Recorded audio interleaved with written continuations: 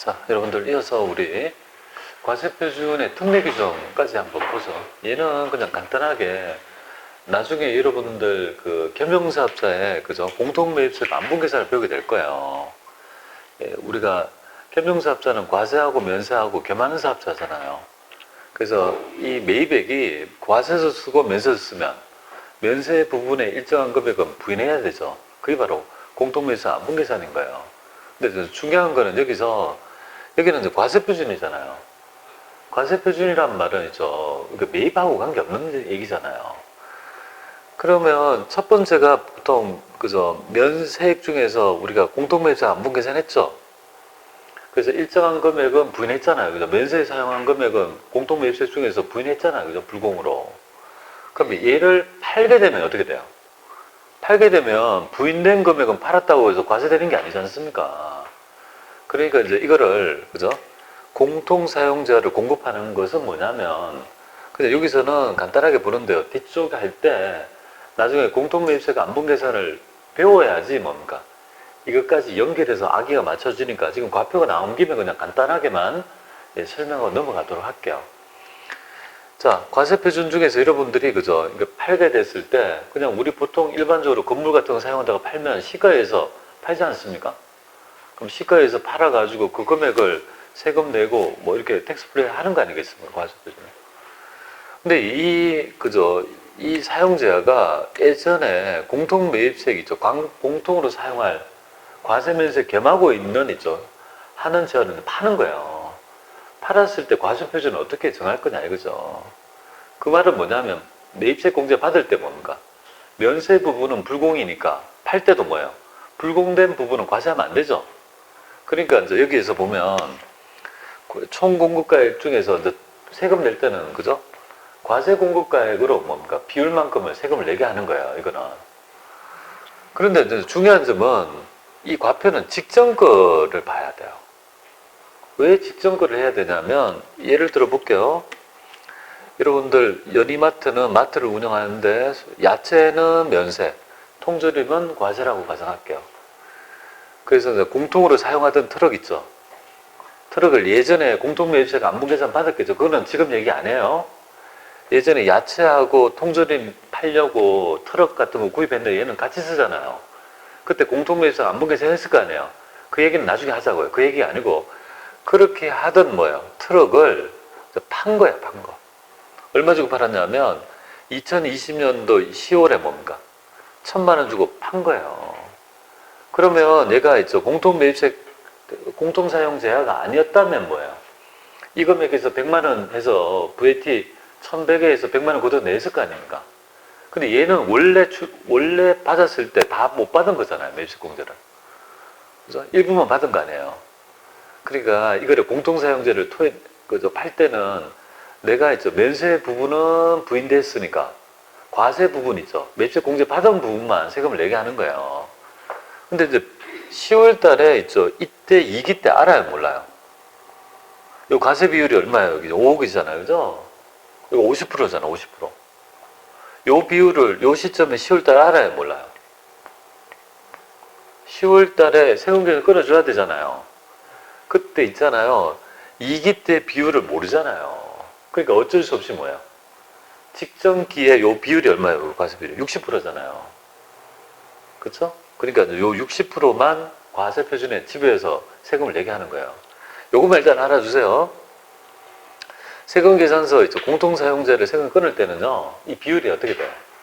당해 연도의 당해 기수의 비율을 알 수가 없으니까 항상 뭐예요? 직전 거를 가지고 비율적으로 끊어낸다라고 보시면 됩니다. 그 시험에 가끔 한 번씩 얘기를 하니까요. 이 얘기는 일단 이렇게 좀 아시고 나중에 공통매입세하고 연결해서 좀 할게요. 지금 과표에 나오다 보니까 그냥 말씀을 드린 거니까요. 직전 과세 비율로 안분계산한다. 이것만 좀 일단 보겠습니다. 자, 이거는 좀 넘어가고요. 나중에 일괄 공급도 시험 문제 나오지 않으니까 넘어가겠습니다. 자, 여기서부터가 뭐예요? 여러분들하고, 그죠? 이제 서식을 이제 공부를 해야 돼요. 지금부터가. 요부터가 이제 결국은 우리가 서식 11개를 공부해야 되는데, 나눠드렸던, 그죠? 유인물 중에, 교재 중에, 우리 문제지 있잖아요. 문제. 제가 요거는 교재라고 하고요. 문제지 있잖아요. 문제지를 펼쳐보세요. 문제지를 펼치면 여기에 있죠.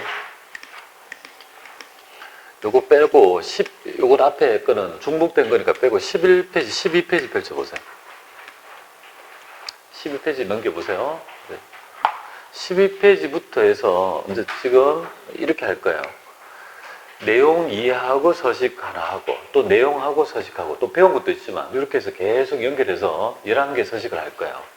일단 서식 11종이잖아요. 11종, 매출세액 5개, 매입세액 5개, 세액공제 1개 이렇게 해서 11개가 있죠. 서식이 됩니다. 11개 중에서 그냥 부동산 임대 공고가액 명세표가 어렵습니까? 그냥 그런 거잖아요. 그런 것들은 별표 하나를 친 거예요, 제가. 이런 것들은 별표 하나. 그 다음 별표가 없는 거는요. 별표가 없는 거는 그냥 오더 치는 거니까 논점이 없는 거. 하지만 실무에는 필요한 거. 알아야 될 거. 그런 거고요. 그 다음에 별표 2개 있는 거는요. 약간 있죠. 약간 어렵다. 약간. 살짝 어렵다. 약간 뭐를 고려해야 될 게 한두 개 있다. 이 말이고. 3개가 뭐예요? 조금 어렵다 이 말이에요. 조금 많이 어렵다. 약간 어려운 거 이렇게 됩니다. 그러면 결론적으로 우리가 여기서 쭉 봤을 때 있죠. 공부를 해야 될 거는 서식 3개밖에 없어요. 나머지는 여러분들 해보셨는데 그냥 그렇고 논점이 있다면요. 3개. 대손? 그죠? 대손이잖아요. 별로 어렵지 않아요. 우리가 법인세법상의 대손 사유를 전부 다 공부했는데 이걸 왜 못해? 아무것도 아니고요.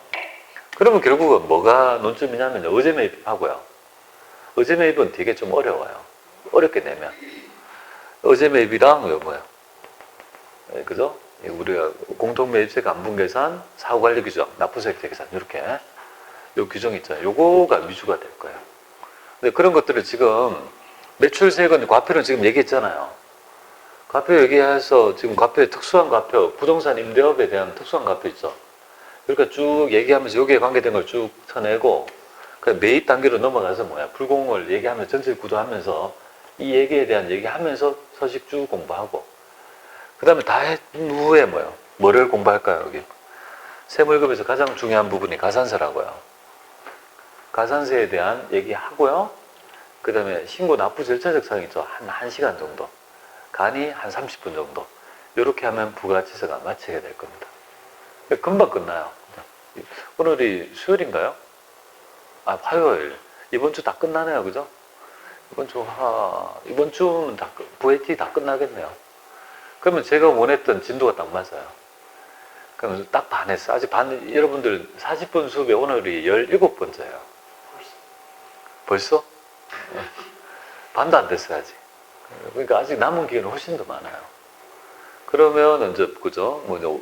소득하고 원가하고 이렇게 좀 하고, 그다음에 문제 좀 많이 나중에 풀어보고, 또 문제 푸는 요령도 좀 알아야 돼요. 자꾸 업을 하고, 그 다음에 나중에 내가 약한 부분을 확인하는 시간을 마킹을 해놔야 돼요. 우리 사람들은 그저 자기가 시간을 들여가지고 내가 잘 못하는 부분을 실컷 다 도출을 해놓고 그건 뭐예요? 표시를 안 해놓는 거예요. 그럼 나중에 그저 지나서 다시 보려면요 하나도 안 돼요. 그걸 내가 잘 모르고 안다는 것을 도출하는데 시간이 많이 걸리잖아요. 여러분이 연습하셔가지고 못 푸는 문제는 다음에도 못 푸는 거예요. 이번에 풀렸죠? 그러면 임박해서 일주일 전에 봐도 다 풀 수 있다고 보시면 돼요. 자, 그런 것들을 좀 할 거고요. 그 다음에 여기에 부가가치세 확정신고만 되는 거, 이런 것들을 좀 말씀을 드리도록 그렇게 하겠습니다. 이 시험은 보는 방법은 법인세하고 똑같아요. 여기에서 부동산 임대 공고가의 명세표가 딱 나오면 11개를 순서대로 했는데, 여기 매출세가 1개잖아요. 가장 중요한 거 이렇게 되고, 그죠? 1단계, 2단계, 3단계 있죠. 그래서 필요한 부분, 요대로 꼼꼼하게 해보시면 전부 다 풀 수 있다. 이렇게 보면 돼요. 자, 그러면 한번 실무할 때 어떻게 하는지 보겠습니다. 서식 11개 공부하는데요. 일단은 서식은 3단계가 필요해요. 서식은 무조건. 1단계, 2단계, 3단계가 필요해요.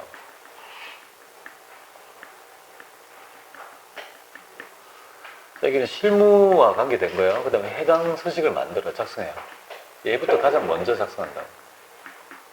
얘를 가장 먼저 작성한다. 작성하죠. 그럼 작성되면 금액이 도출될 거 아니에요.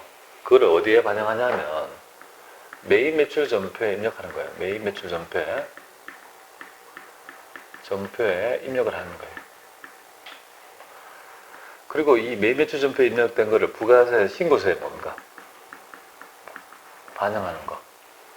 이 세 개를 다 할 줄 알아야 돼요. 시험에서는, 그죠? 실무에서는 이걸 다 할 줄 알아야 되잖아요. 서식 작성하고, 입력하고, 해당 금액을 자동으로 반영한 거, 이걸 다 할 거 아니에요. 근데 시험에서 이걸 다 하라는 거는 잘 안 돼요. 다 하라는 건 잘 안 돼요. 낼 때도 있지만, 그럼 어떻게 내냐면, 요걸 물어봐요, 보통은.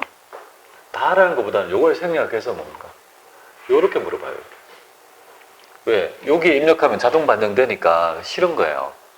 서식을 작성하고 이 서식의 내용이 신고서에 자동 반영될 때 어디에 반영되는지를 물어보는 거예요. 그러니까 이렇게 딱 내든지. 아니면 회계 처리가 논점이 좀 있으면요. 형태가 이렇게 내든지, 이렇게. 패턴이 이렇게 됩니다. 이게 세 개를 다 내는 경우는 별로 없는데 가끔은 나올 거예요. 실무는 어떻게 됩니까? 다 해야 돼요. 다 해야지만 여기에서 전표 입력할 때 예수금이랄지 대구금이 올라갈 거 아닙니까? 그래야지 맞지. 나중에 미지급 세금이나 미수금이 맞을 거 아니에요. 네팅하면. 신고서 반영, 그죠? 이렇게 전부 다 할 줄 알아야 될 것 같습니다. 그래서 머릿속에 그렇게 챙기가지고 하시면 될 것 같아요. 자, 여기서 이제 그저 가장 중요한 거는 바로 간주 임대료가 되겠습니다. 여기에 내용 있죠. 한번 여기가 59페이지잖아요. 여기 있는 내용 이해하고 서식 있잖아. 요거 다 했으면은 뭐예요? 여기에 관계된 거 여기 있네. 여기 해도 되겠네요. 요 내용이니까 여기 할 거고 여기 문제가 뭐예요? 최근에 요거가 그저 한 문제 요렇게 내는 거. 그러니까 이 패턴을 계약서를 주면서 내가 읽어낼 수 있는 능력이 있는 거 하나 물어보고 그 다음에 세무이급의 문제지만 왜 따왔냐 하면요. 이렇게 재계약 갱신되는 거 있죠. 마침 과세기간에 있죠.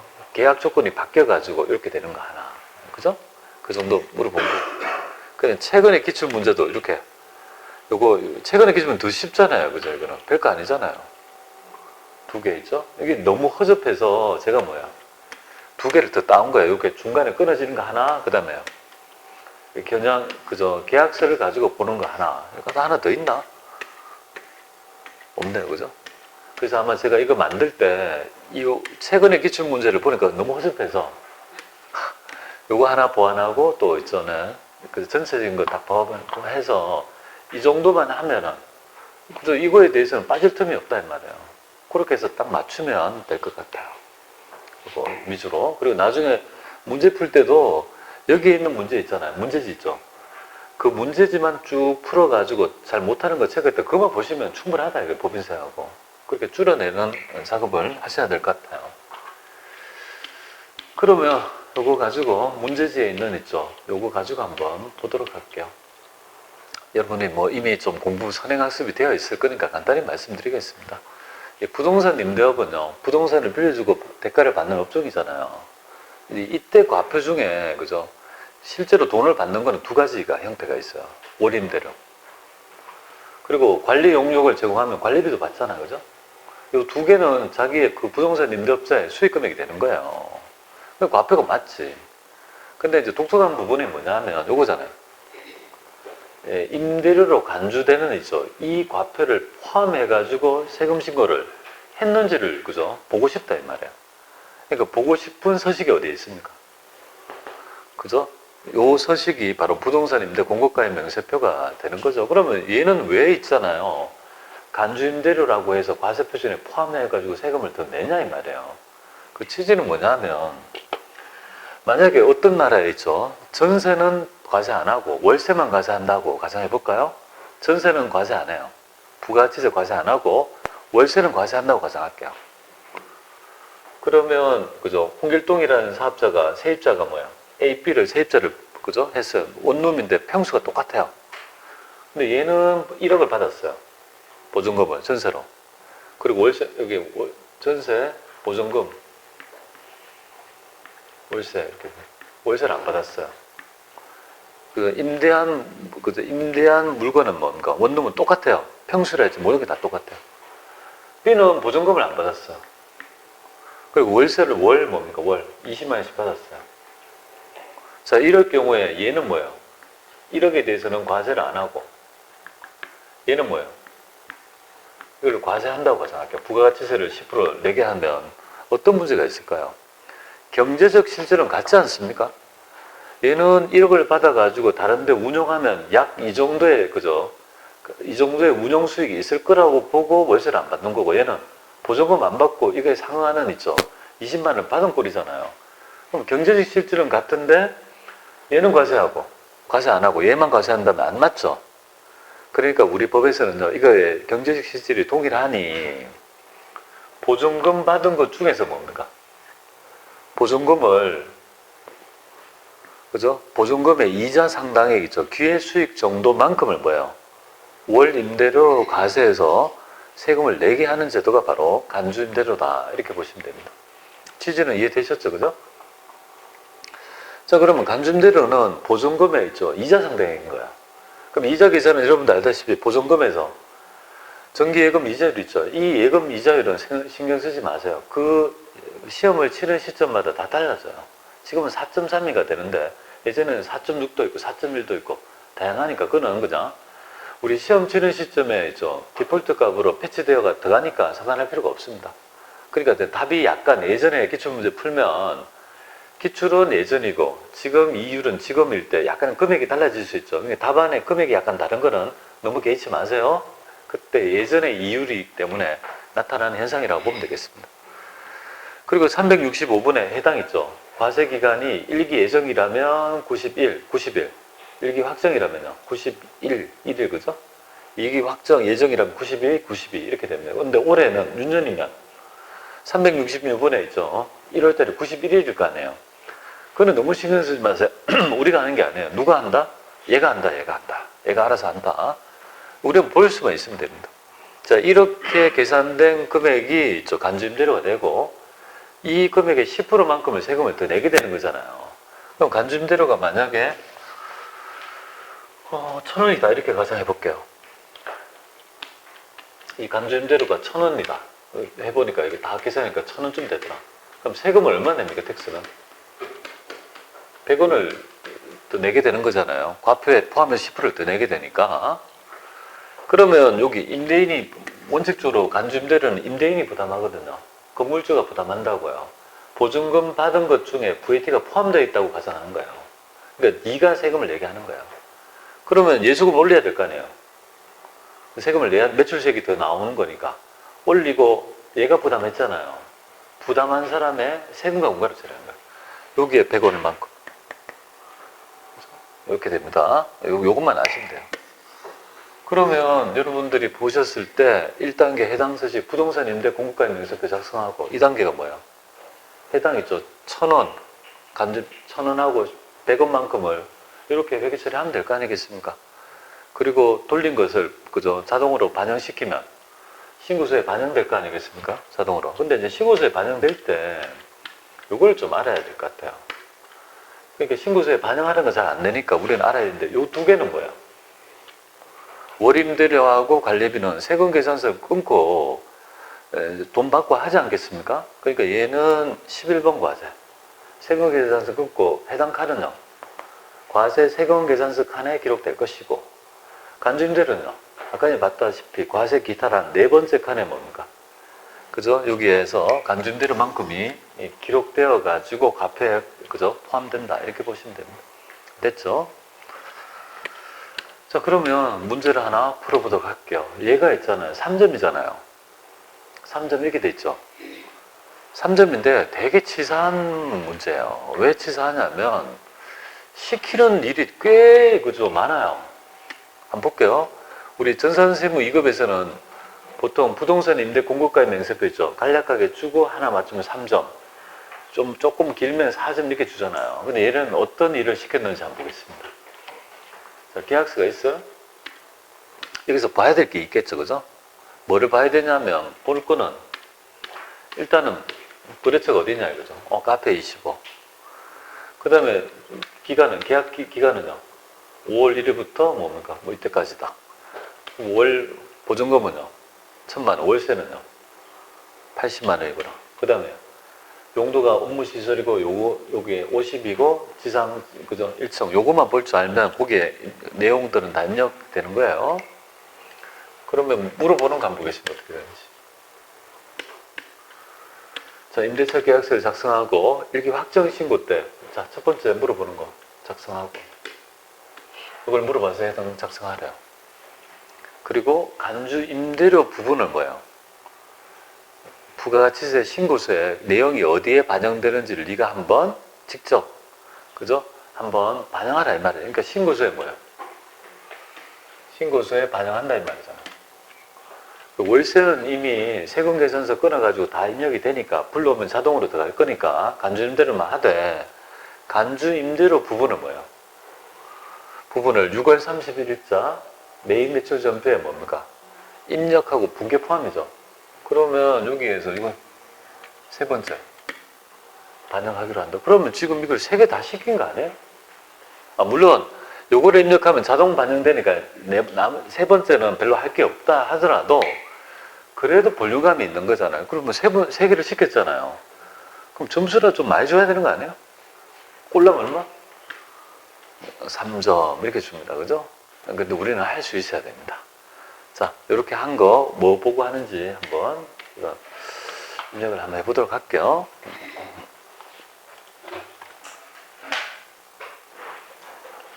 그래서 66회니까 그죠?